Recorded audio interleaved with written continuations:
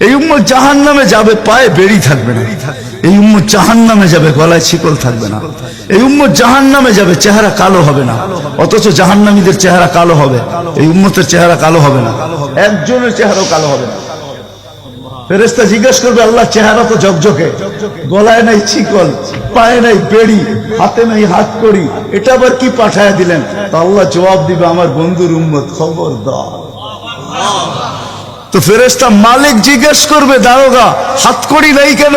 বলছে, যেই হাত উঁচুতে ব্যবহার হয় ওটা হাতে হাতকড়ি লাগে না। যেই পাও মসজিদের দিকে চলে ওই পায়ে বেড়ি লাগে না। যেই কপাল আমার কুদরতি পায়ে জীবনে একবারও আমাকে পাওয়ার জন্য ঠেকায়া দিছে, সেজদা করছে, ওই চেহারা কোনোদিন কালো হয় না, গলায় কোনোদিন চিকন লাগে না, 3 জায়গায় আগুন লাগাবে না। খবরদার, চেহারায় হাতে পায়ে, বাকি শরীরে লাগায়া দাও। আগুনকে যখন মালিক হুকুম দিবে ধরার জন্য, আল্লাহ আমাদেরকে শিখায় দিবে, স্মরণ করায় দিবে, আমরা কলেমা পড়তে থাকবো। আগুন আসবে আর যাবে, আসবে আর যাবে, ধরবে না। একবার, দুইবার, 3বার হবে। মালিক কোরা চার্জ করবে, লাঠি চার্জ করবে, ধরিস না কেন? তো আগুন বলবে, লাইসালি সুলতানুন আলা মান ক্বালা লা ইলাহা ইল্লাল্লাহ মুহাম্মাদুর রাসূলুল্লাহ। এই কলেমা যে পড়ে তাকে ধরার ক্ষমতা আমার নাই।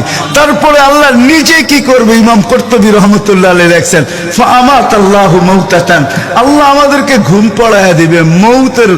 মৌতের যেরকম ঘুমের দোয়া, মৌতের দোয়া আর ঘুমের দোয়া একই দোয়া। আমরা ঘুমের দোয়া পড়ি, আমুতু আহিয়া, আল্লাহ মরতে চললাম, কাল সকালে উঠাইলে উঠবো, না হলে আর কিয়ামতের আগে উঠবো না। তো ঘুমো মৌত, আল্লাহ ঘুম পড়ায়া দিবে। আযাব ঘুমের ভিতরে কমপ্লিট করে আল্লাহ বাহির করে নিয়ে নিবে। নবীর সুবাদে, নবীর সুবাদে। হায় হায় হায়, একটা পর্ব এরকম আসবে, জানি না নারায়ণগঞ্জের মানুষ বুঝবে কি বুঝবে না। একটা পর্ব এরকমও আসবে, নবীর সুবাদে একটা পর্ব এরকমও আসবে, নবীর সুবাদে এরকম একটা পর্ব আসবে। আল্লাহ জিবরিলকে ডাইকা বলবে যে আরশের সাথে কান লাগাও। তো দেখবে যে আরশের সাথে কান লাগায় একটা ক্ষীণ আওয়াজ আসতেছে, যেইখান থেকে বলতেছে, হান্নান মান্নান আনকিযনি, ও হান্নান মান্নান আমাকে বাঁচানা। তো জিবরিল বলবে, বড় ক্ষীণ আওয়াজ, হান্নান মান্নান বলে বাঁচাইতে বলতেছে। বলছে, জিবরিল দৌড়ে যাও, আমার বন্ধুর উম্মত আমাকে বাঁচানোর জন্য ডাকতেছে। জিবরিল যাবে দোজখের কাছে, মালিকের কাছে যাবে। মালিক লিস্টি দেখা বলবে, কেউ বাকি নাই, আখরাস তো সবাইকে বাহির করে দিছি। ফিরে আসবে, আবার শোনাবে, আবার যাবে, আবার ফিরত আসবে।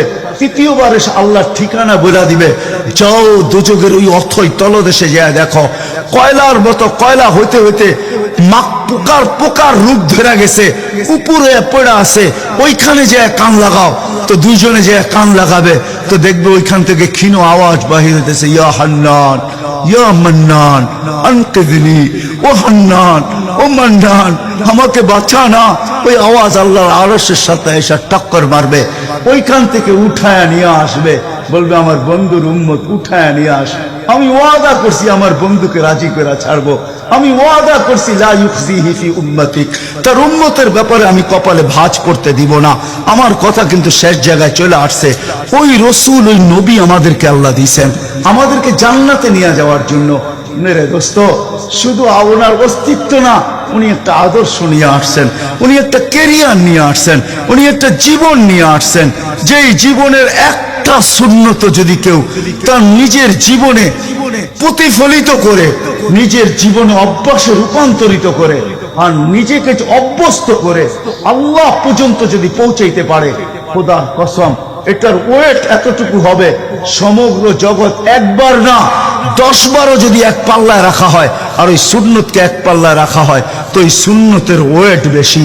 সমগ্র জগৎ এক না 100 কোটি বারও যদি হয়, তা সমগ্র ভান্ডারের সাথে যে দাম না হবে, যতটুকু দাম না হবে, আল্লাহ রসুলের এক সুন্নতের এর চেয়েও কোটি গুণ বেশি দাম। বিদায় আপনাদের পায়ে হাত রেখা বলি, আসেন। নিজেই আহ্বান করতেছেন, হালমি মুস্তাগফির আগফির আলাহ। দুনিয়ার মানুষ আসামিকে তালাশ করে ফিরে শাস্তি দেওয়ার জন্য। ও রব্বে কায়নাত, নারায়ণগঞ্জের মানুষ প্রথম আকাশে আইসা ডাক দিতে থাকে, কে আসছো আসামি?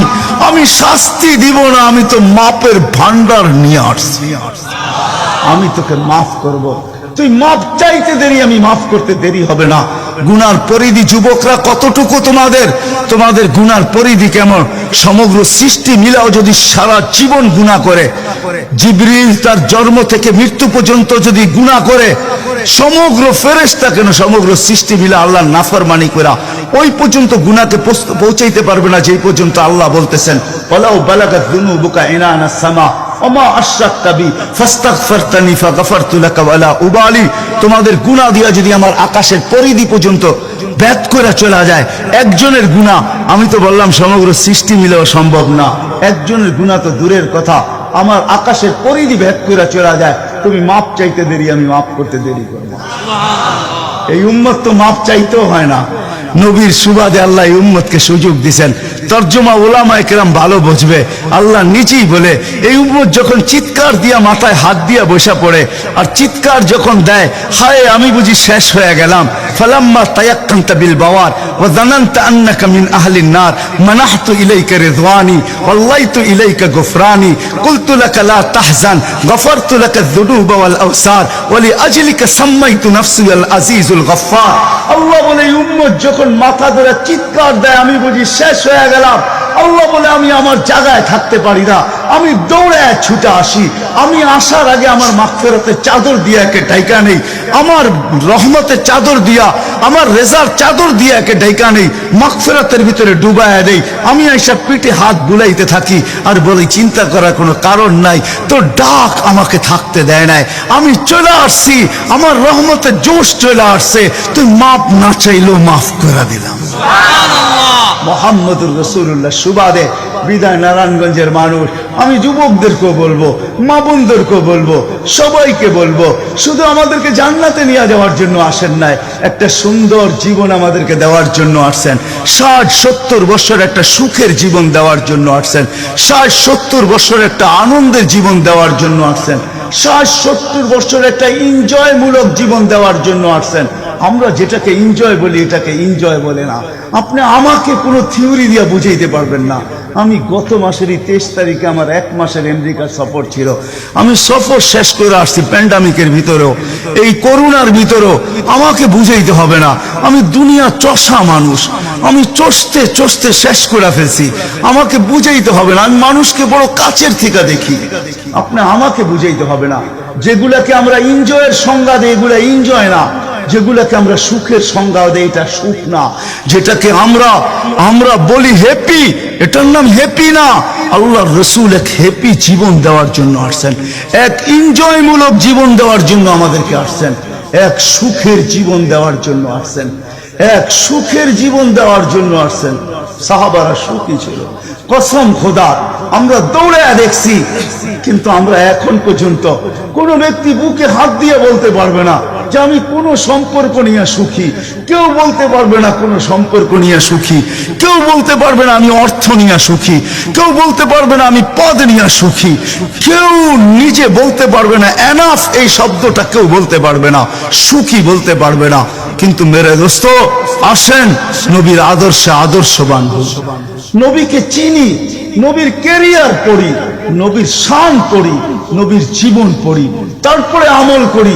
একটা সুন্নত ঘরে আমল করে দেখেন সবাই মিলা, ওই ঘরের ভিতরে আল্লাহ সুখের বন্যা বয়ে দিবে, বন্যা, সুখের সুখ হবে না, সুখের বন্যা হবে, বন্যা। সাহাবাদের জীবনে সুখের বন্যা ছিল, বন্যা, ঘরে কিচ্ছু ছিল না, আমি মানি। আজকেও অনেক আলেম ওলামা আছে যাদের ঘরে কিচ্ছু নাই, কিন্তু যা দেখবেন সুখ আছে, সুখ, সুখ, রাখবেন না, সুখ আছে, সুখ আছে। কয়জন বলতে পারবেন যে আপনাদের পাও টিপা ঘুমের থেকে উঠায় আর পাও টিপতে টিপতে আপনাদেরকে ঘুম পড়ায়? আলেম ওলামা বহুত বলতে পারবে যে আমাদেরকে পাও টিপতে টিপতে উঠায়, পাও টিপা টিপা আমাদেরকে ঘুম পড়ায়। এর চেয়ে বড় সুখ কি চান? এর চেয়ে বড় সুখ কি চান? ডেলি মাথায় তেল লাগায় দেয়, পায়ে তেল লাগায় দেয়, আঙ্গুল ভুলাইতে ভুলাইতে ঘুম পাড়ায় দেয়। ঘুমাও, সারাদিন পরিশ্রম করে আসো। ওই হাদিসের মেসদাক যেটা ফাতেমা রাদিয়াল্লাহু তাআলা আনহু বলছিলেন, খারাজা জাওজুহা মিন বাইতিহা হাসিনা তাতাশাওয়াকাত, আলী তুই ঘর থেকে বাহির হস, আমার দিলটা চুরমার হয়ে যায়। আব্বা শিখায়া দিয়েছেন, আমার দিলটা ব্যথায় ভাঙ্গা পড়ে, তুই কেন বাহির হলি ঘর থেকে?